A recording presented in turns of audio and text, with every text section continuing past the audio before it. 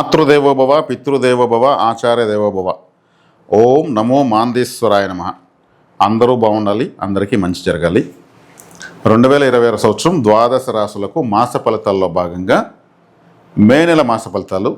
ఈ మాసం మకర రాశి వాళ్ళకి ఎలా ఉందో మనం మాట్లాడుకునే ముందు ఆ రాశి యొక్క గ్రహస్థితి ఎలా ఉందో చూసుకుందాము. ఇది మకర రాశి అవుతుంది. ఈ మకర రాశికి 2లో రాహువు, 9లో కేతువు. శని 3వ ఇంట్లో ఉన్నాడు, 4వ ఇంట్లో కుజుడు. శని 3వ ఇంట్లో ఉంటూ 12వ స్థానం చూస్తాడు, ఆ తర్వాత 6వ స్థానాన్ని చూస్తాడు, 5వ స్థానం చూస్తాడు, తర్వాత 9వ స్థానాన్ని చూస్తాడు. అదేవిధంగా కుజుడు 4లో ఉంటూ 11వ స్థానాన్ని చూస్తాడు, 10వ స్థానాన్ని చూస్తాడు, 7వ స్థానాన్ని చూస్తాడు. తర్వాత 5వ ఇంట్లో రవి బుధులు ఉన్నారు. వాళ్ళు ఇద్దరు కూడా 11వ స్థానాన్ని చూస్తున్నారు. 6వ ఇంట్లో గురువు, శుక్రులు, బుధ శుక్రులు పరివర్తన చెందారు. ఇది ఈ మాసం గ్రహస్థితి. గురువు తన 5వ చూపుతో 11వ స్థానాన్ని చూస్తాడు, తర్వాత 12వ స్థానాన్ని చూస్తాడు, 9వ చూపుతో రాహువుని చూస్తాడు, అంటే 2వ స్థానం చూస్తాడు. కాబట్టి ఇది గ్రహాల యొక్క చూపులు. కాబట్టి ఇక్కడ మకర రాశికి 2వ ఇంట్లో రాహు మంచిదే, 3వ ఇంట్లో శని మంచిదే, 4వ ఇంట కుజుడు అంత మంచిది కాదు, 5వ ఇంట్లో బుధుడు మంచిదే,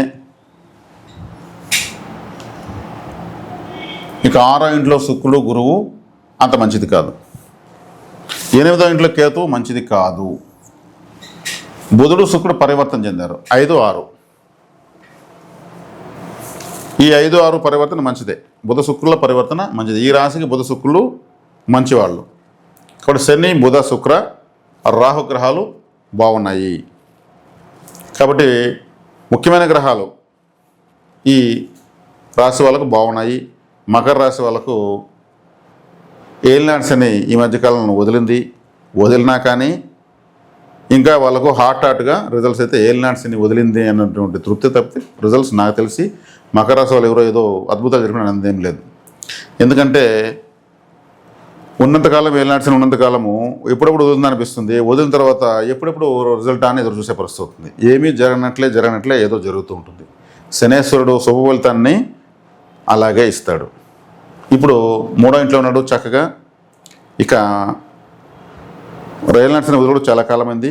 అసలు శిశుల ఫలితం అయితే ఇంక స్టార్ట్ అవుతుంది. వ్యక్తిగత జాతకులు మీకు ఏదన్నా వ్యతిరేక దశ జరుగుతుంటే ఏలినాట్సిన వదిలినా కానీ మీకు ప్రయోజనం లేదు. వ్యక్తిగత జాతకంలో కూడా మీకు బలం, అసలు శిశుల బలం కావాలని వ్యక్తిగత జాతకంలోనే.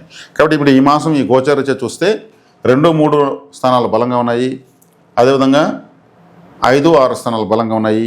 ఎందుకంటే బుధ శుక్రులు 5, 6 స్థానాలు బలపరిచారు. 2, 3 స్థానాలు రాహు శని బలపరిచారు. మకర రాశి వాళ్ళకు ఎఫెక్ట్ అయినటువంటి రిజల్ట్ కనిపిస్తుంది. 2వ స్థానం అంటే మీకు కట్ అండ్ రిపీట్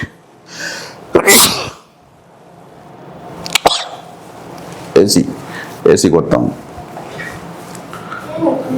సరే, కంటిన్యూ. కాబట్టి ఇప్పుడు మకర రాశి వాళ్ళకు ఏదన్నా విదేశాలకు వెళ్ళాలనుకుంటే బాగా ఫలితం బాగుంటుంది. ఎందుకంటే మీనరాశి కాలపురుషుడికి 12వ రాశి, దానికి 12వ రాశి కుంభరాశి. విదేశాలకు కారకుడు రాహువు. కాబట్టి విదేశాలకు వెళ్ళాలనుకున్నా, విదేశాల్లో ఉన్న వాళ్ళకైనా మకర రాశి వాళ్ళకు బాగుంటుందని చెప్పచ్చు. అదేవిధంగా వీళ్ళకు 4వ ఇంట్లో కుజుడు అంత మంచి ఫలితాన్ని ఇవ్వడు. ఎందుకంటే తను పాపగ్రహం బలం పొందకూడదు. బాధకాధిపతి. ఈ రాశికి బాధకాధిపతి బలం పెరిగింది. కాబట్టి 4వ స్థానం అంటే సొంత ఊరు. మీరు సొంత ఊర్లో ఉండకూడదని అర్థం. అందుకే విదేశాలకు వెళ్ళమని చెప్పాను. కాబట్టి కుజుడు యొక్క అక్కడ 11వ స్థానానికి ఉంది. అంటే లాభాలను తను నియంత్రిస్తాడు. అష్టమంలో కేతు ఉన్నాడు. అష్టమంలో కూడా కేతు ఉండకూడదు. కాబట్టి ఎక్కువగా మృత్యుంజయ మంత్రం చెప్పుకోవడం మంచిది. మరీ ముఖ్యంగా ఇప్పుడు అష్టమంలో కేతు ఉంటూ వ్యక్తిగత జాతకంలో కేతు దశ జరిగిందంటే సంబంధం లేని సమస్యలు వస్తాయి. కేతు అంటే ఇంకా ఏది నాకు వద్దు అనుకుంటే యోగిస్తాడు. ఏది నాకు వద్దని ఎప్పుడు అనుకోవాలి, దేవుడే దిక్కు అనుకోవడం.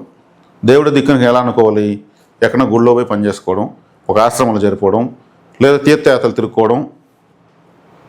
అంటే సమాజ సంతోషాన్ని వదిలేస్తే ఆధ్యాత్మిక సంతోషంలోకి నిజంగా వెళితే అప్పుడు కేతు చెడు చేయడు. అలా చేయకుండా ఉండలేం కదా. అష్టమ స్థానం అంటే ఒక రంధ్రము అని అర్థం. కాబట్టి కేతువుని నియంత్రించాలంటే ఏం చేయాలి? అష్టమ స్థానం బాత్రూంలో ఒక కొబ్బరికాయ కొట్టచ్చు. రాత్రి పడుకునేటప్పుడు ఒక కొబ్బరికాయ కొట్టేసి వారానికి ఒకసారి కొడితే చాలు. శనివారం కొట్టినా మంచిదే, ఆదివారం కొట్టినా మంచిదే. సింహరాశిలో ఉన్నాడు కాబట్టి రాత్రి కొట్టిపెట్టి కొద్దిగా కుంకుమ జల్లి తెల్లవతేసి పారాయాలి. అది చేయొచ్చు. అష్టమ స్థానం అంటే హాస్పిటల్ సూచిస్తుంది. అష్టమ స్థానం అంటే డెలివరీ హాస్పిటల్ సూచిస్తుంది. కాబట్టి ఇది సింహరాశి కాబట్టి సింహరాశిని ప్రభుత్వాన్ని సూచిస్తుంది కాబట్టి ఆ ప్రభుత్వ ప్రసూతి వైద్యశాలకు floor cleaners, toilet cleaners, mop sticks, acids, phenyls, అక్కడ సులభ్ కాంప్లెక్స్లో పనిచేసేటువంటి వాళ్ళకి ఏదైనా టీయో కాఫీయో తీసేయడం మన శక్తి మేర చేస్తే కేతువు నియంత్రించబడతాడు.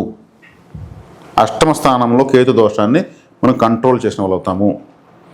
ఉలవచారుతో చేసినటువంటి అన్నం తినకూడదు. కేతువుకు ఉలవలు ధాన్యంగా వస్తుంది.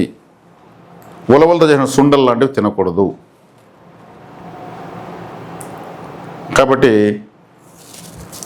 ఇది కేతు నియంత్రించేటువంటి పరిహారం. తర్వాత మూడవ ఇంట శని ఉన్నాడు. చేసే ప్రయత్నాలు నెమ్మదిగానే సక్సెస్ అవుతాయి. శనేశ్వరుడు ఎంత శుభంగా ఉన్నా కానీ ఆలస్యంగానే ఫలితాన్ని ఇస్తాడు. ఎందుకంటే శనేశ్వరుడు సూర్యుడికి అత్యంత దూరంగా ఉన్నటువంటి గ్రహం.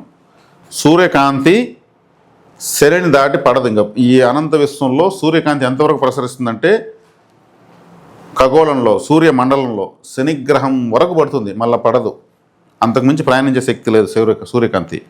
ఆ చివరగా పడే శనేశ్వరుడి పైనే పడుతుంది. అందుకే శనేశ్వరుడికి 30 సంవత్సరాలు పడుతుంది ఒక రౌండ్ వేయాలంటే. అందుకే శని చీకటి గ్రహము ఉంటారు. నా శని దాటిన తర్వాత మళ్ళీ చీకటే, శూన్యమే, కారు చీకటి ఉంటుంది.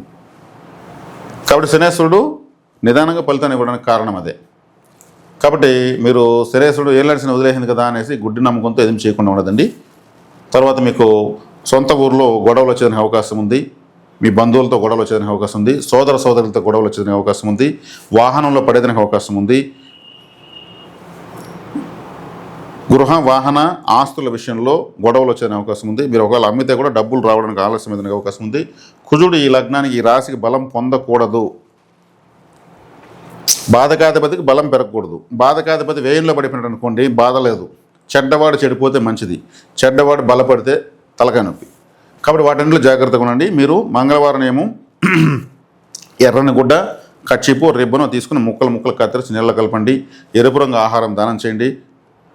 సుబ్రహ్మణ్య కరావల ముసోతలు అంటే చదవండి. కేతు అష్టమంలో ఉన్నాడు కాబట్టి విఘ్నేశ్వర ఆరాధన చేయొచ్చు. కొబ్బరికాయ పరిహారం చెప్పని చేసుకోవచ్చు. ఇక 5లో రవి బుధులు. ఇక్కడ బుధుడు మంచివాడు. బుధ శుక్రులు బాగా మనకి పనిచేస్తారు. ఎందుకంటే రవి వచ్చి ఇక్కడ అష్టమాధిపతి అవుతాడు. అష్టమాధిపతి రవి కాబట్టి 5లో ఉన్నాడు కాబట్టి 5వ స్థానం కులదేవతను సూచిస్తుంది. కులదేవతను అదేవిధంగా పితృ సంతానాన్ని కూడా సూచిస్తుంది. పితృదోషం కూడా సూచిస్తుంది. కాబట్టి మీకు రక్త సంబంధికులకు దూరంగా ఉండండి.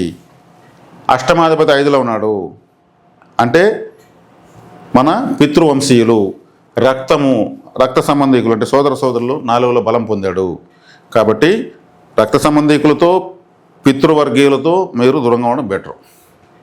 ఒకవేళ గొడవలు వచ్చినా కానీ మీరే తప్పుకొని పోవడం వల్ల మీకు అదే, మీరు ఎంత ఓపిక పట్టుకుపోతే మీకు అదే శ్రీరామ రక్ష. లేదు మనం ఎందుకు భయపడాలి, ఆయన ఎవరో యూట్యూబ్లో చెప్పాడు ఆయన మాటని మనం ఎందుకు సైలెంట్ అవ్వాలనుకుంటే అది మీ ఇష్టం.